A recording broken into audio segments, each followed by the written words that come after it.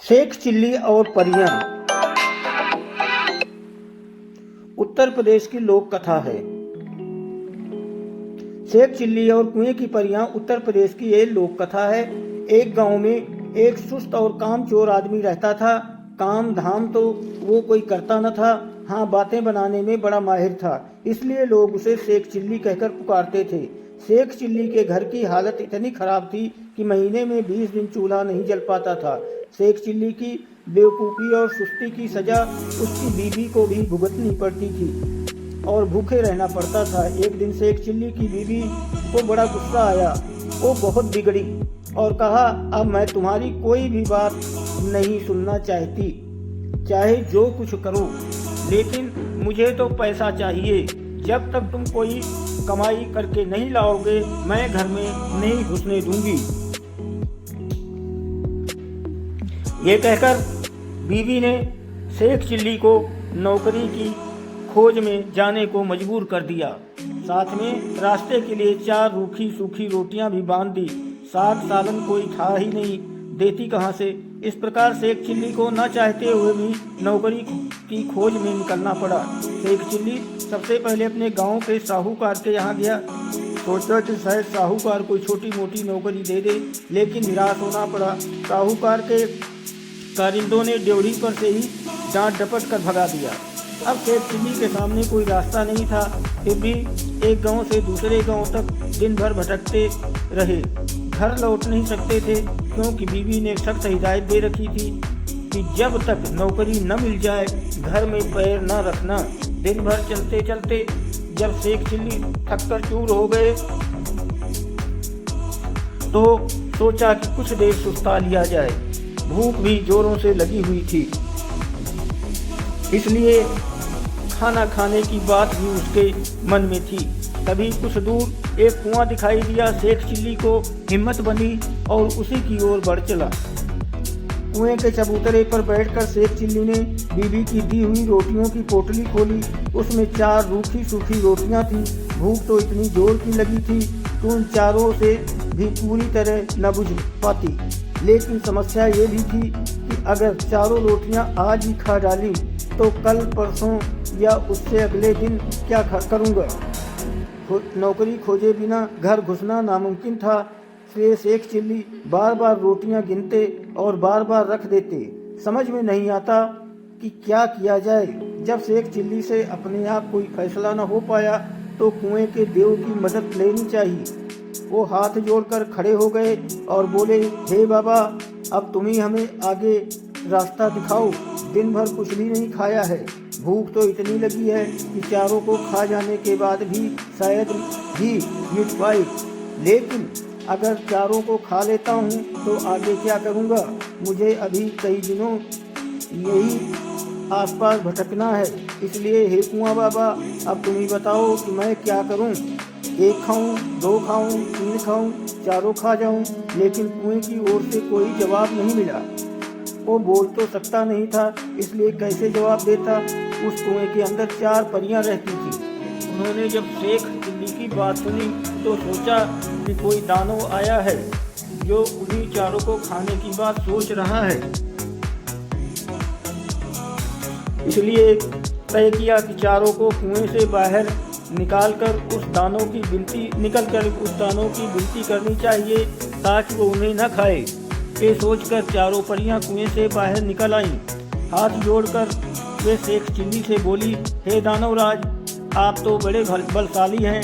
आप व्यर्थ ही हम चारों को खाने की बात सोच रहे हैं। अगर आप हमें छोड़ दें तो हम कुछ ऐसी चीज़ें आपको दे सकती हैं जो आपके बड़े काम आएंगी। परियों को देखकर व उनकी बातें सुनकर शेख चिल्ली हक्के बक्के रह गए। समझ में न आया कि क्या जवाब दे, लेकिन परियों ने इस चुप्पी का ये मतलब निकाला, उनकी बात मान ली गई है। इसलिए उन्होंने एक कठपुतला व एक हंडी देते हुए कहा, दानवराज, आपने हमारी इसलिए मदद की, हम सब आपका बहुत बहुत उपकार मानते हैं। साथ ही अपनी ये 2 तुच्छ भेंटें आपको दे रही हैं। ये कठपुतला हर समय आपकी नौकरी बजाएगा, आप जो कुछ कहेंगे करेगा, और ये कटोरा वो हर एक खाने की चीज़ आपके सामने पेश करेगा जो आप इससे मांगेंगे। इसके बाद परियां चली गईं। इस सबसे शेख चिल्ली की खुशी बढ़ गई। उसने सोचा कि अब घर लौट चलना चाहिए, क्योंकि बीबी जब इन दोनों चीज़ों के करतब देखेगी तो फूली न समाएगी। लेकिन सूरज डूब चुका था और रात घिर आई थी, इसलिए शेख चिल्ली पास के एक गांव में चले गए और एक आदमी से रात भर के लिए अपने यहाँ ठहरा लेने को कहा। यह भी वादा किया कि इसके बदले में वो घर के सारे लोगों को अच्छे अच्छे पकवान और मिठाइयाँ खिलाएंगे। वो आदमी तैयार हो गया और शेख चिल्ली को अपनी बैठक में ठहरा लिया। शेख चिल्ली ने भी अपने कटोरे को निकाला और उसने अपने करतब दिखाने को कहा। बात की बात में खाने की अच्छी अच्छी चीज़ों के ढेर लग गए। जब सारे लोग खा पी चुके तो उस आदमी की घरवाली जूठे बर्तनों को लेकर नाली की ओर चली। ये देखकर शेख चिल्ली ने उसे रोक दिया और कहा कि मेरा कठपुतला बर्तन साफ कर देगा। शेख चिल्ली के कहने भर की देर थी कि कठपुतले ने सारे के सारे बर्तन पल भर में निपटा डाले। शेख चिल्ली के कठपुतले और कटोरे के ये अजीबोगरीब करतब देखकर गांव के उस आदमी और उसके मन में लालच आ गया। शेख चिल्ली जब सो गए, चुपके से उसे और शेख चिल्ली के कटोरे और कठपुतले को चुराकर उनकी जगह एक नकली कठपुतला और नकली ही कटोरा रख दिया। शेख चिल्ली को ये बात पता न चली। सवेरे उठकर उन्होंने हाथ मुंह धोया और दोनों नकली चीज़ें लेकर घर की ओर चल दिए। घर पहुंचकर उन्होंने बड़ी डींगे हाँकी और बीबी से कहा,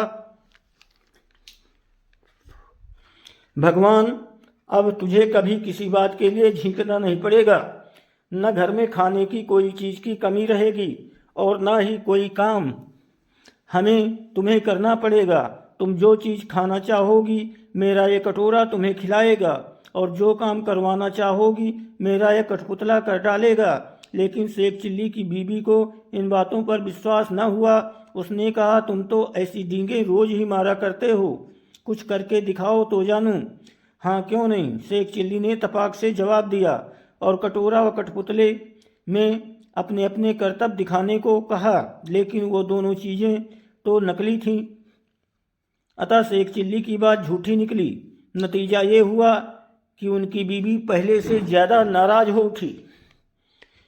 कहा, तुम मुझे इस तरह धोखा देने की कोशिश करते हो। जब से तुम घर से गए हो घर में चूल्हा नहीं जला। कहीं जाकर मन लगाकर काम करो तो कुछ तनख्वाह मिले और हम दोनों को दो जून का खाना नसीब हो।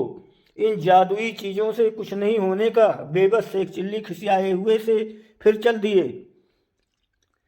वो फिर उसी कुएं के चबूतरे पर जाकर बैठ गए।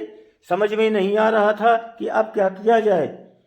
जब सोचते सोचते वो हार गए और कुछ भी समझ में ना आया तो उनकी आंखें छलछला आईं और रोने लगी। ये देखकर कुएं में फिर परियां बाहर आईं और शेख चिल्ली से उनके रोने का कारण पूछा। शेख चिल्ली ने सारी याद बीती बता दी तो परियों को हंसी आई। वे बोली, हमने तो तुमको दानव समझा था और इसलिए खुश करने के लिए वे चीज़ें दी थी, लेकिन तुम तो बड़े ही भोले भाले और सीधे आदमी निकले। खैर, घबराने की ज़रूरत नहीं, हम तुम्हारी मदद करेंगी। तुम्हारा कठपुतला और कटोरा उन्हीं लोगों ने चुराया है जिनके यहाँ रात को तुम रुके थे। इस बार तुम्हें एक रस्सी और डंडा दे रही हूँ।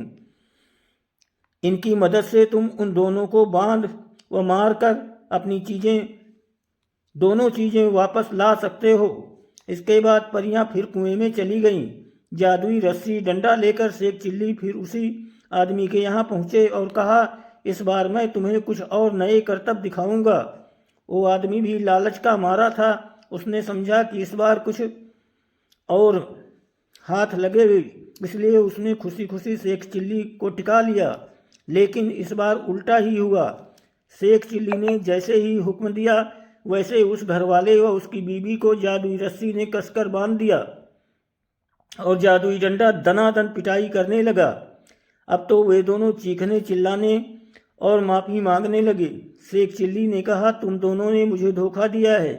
मैंने तो ये सोचा था कि तुमने मुझे रहने को जगह दी है, इसलिए मैं भी तुम्हारे साथ कोई भलाई कर दूं। लेकिन तुमने मेरे साथ उल्टा बर्ताव किया, मेरे कठपुतले और कटोरे को ही चुरा लिया।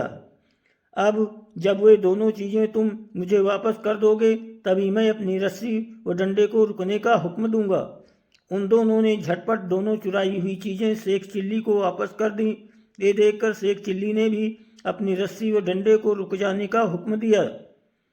अब अपनी चारों जादुई चीज़ें लेकर शेख चिल्ली प्रसन्न मन से घर को वापस लौट पड़े। जब बीबी ने फिर देखा कि शेख चिल्ली वापस आ गए तो उसे बड़ा गुस्सा आया। उसे तो कई दिनों से खाने को कुछ मिला नहीं था, इसलिए वो भी झुंझलाई हुई थी।